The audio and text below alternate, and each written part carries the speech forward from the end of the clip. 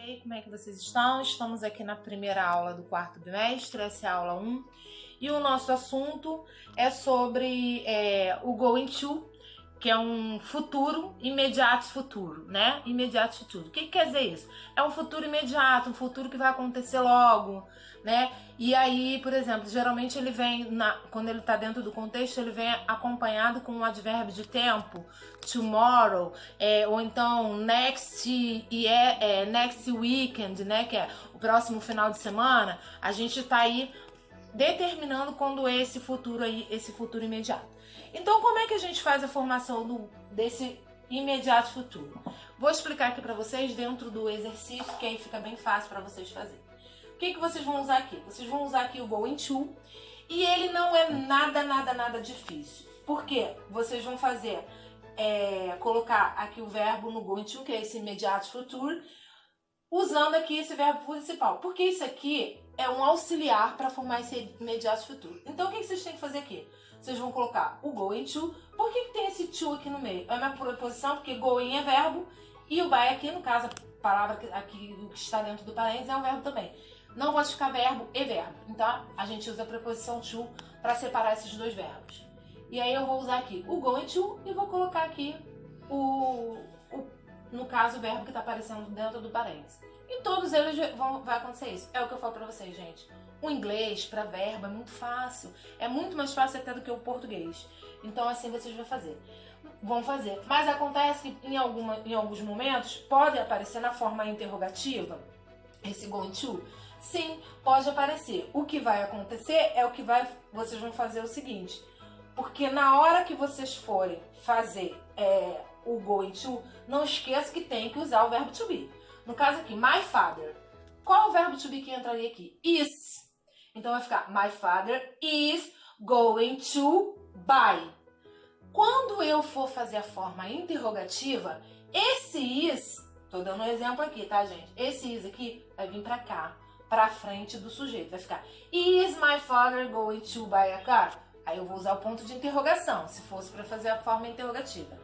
E para eu fazer a forma negativa, ficaria, my father isn't going to buy a car, tá?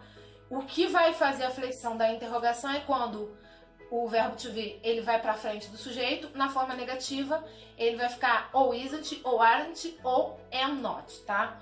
Essa é a forma do imediato futuro, going to.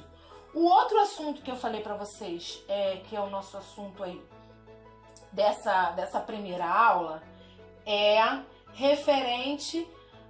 O número 2 aí a gente também tem o going to, tá? E vocês vão fazer a mesma coisa aí. Só que aí já tá o verbo, né? E o que vocês vão fazer aqui? Vocês vão colocar o going to. Não podem esquecer de colocar o verbo to be aí logo depois do sujeito. O sujeito tá aparecendo logo aí no começo da frase.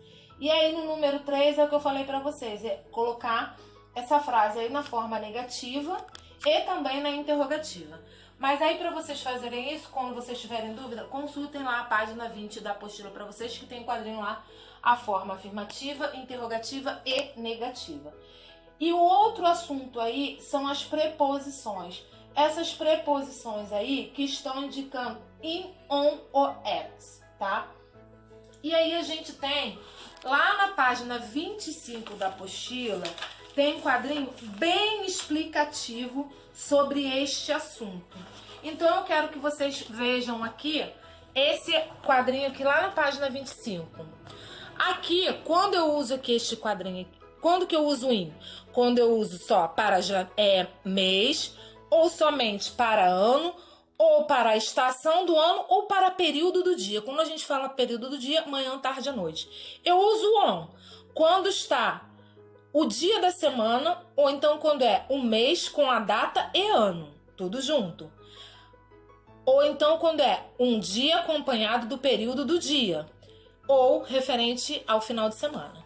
Quando que eu uso at? Para a hora, para este período aqui, midnight, que quer dizer meia-noite, tá? Night, ou para data comemorativa. Então, que fique claro aí. É só vocês observarem aí o que está aparecendo aqui, ó. Aqui no caso, é o dia. Então, qual que eu vou usar? In, on ou at. Se é um dia, o dia da semana somente aqui, ó, dia da semana separado, eu vou usar o on. Aqui já tá me referindo à hora, então eu vou usar o quê? O at, que tá lá na regrinha, lá na página 25 de vocês, o quadrinho que eu mostrei aí pra vocês. O último exercício aí dessa aula 1 são os pronomes interrogativos. Pronomes interrogativos, o nome já diz. É pronomes que a gente usa para fazer frases interrogativas. Tem na página 21 da apostila de vocês, tem quadrinho lá. E aí, eu já dei, vocês já viram isso anteriormente, esses pronomes interrogativos. Eu tenho pronome interrogativo que a gente usa para se referir perguntando sobre lugar, quando eu pergunto sobre pessoa, ou quando eu pergunto o período, né, o tempo que vai acontecer aquilo, ou quando eu estou perguntando a causa. E aí, eu vou lá na página da apostila de vocês, tem esse quadrinho aí que tem os pronomes interrogativos. Vou mostrar aqui para vocês e vou dizer o que cada um significa. O where é um pronome interrogativo. Esse where, eu uso ele quando eu estou perguntando sobre lugar, tá? Where, onde?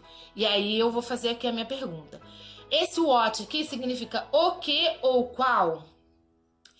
Aqui eu estou usando o pronome when. O when, eu vou usar ele na pergunta quando eu estou perguntando quando, né? Então, em que tempo, em que momento isso vai acontecer. Eu tenho o pronome who, que aí é usado para quando eu estou me referindo a uma pessoa. A pergunta, por exemplo, who no caso, quem foi no seu aniversário? Aí eu vou usar o who. E o why é porquê. Lembra que de português vocês têm porquê para pergunta, que é um porquê separado, e eu tenho porquê junto, que é para a resposta. No inglês eu tenho o why, que é porquê separado para a pergunta, e aqui eu tenho o why, que é porquê para a pergunta, e because, porquê para a resposta. Então, para você saber, uma dica aí para vocês, você sempre vai usar o why quando aparecer na resposta because, tá? Então é isso que vocês vão complementar aqui nessas frases, usando os pronomes interrogativos aí. Ok, gente? Então, essa é a matéria. Consultem a apostila de vocês, páginas 20, 21 e 25. Até a próxima aula.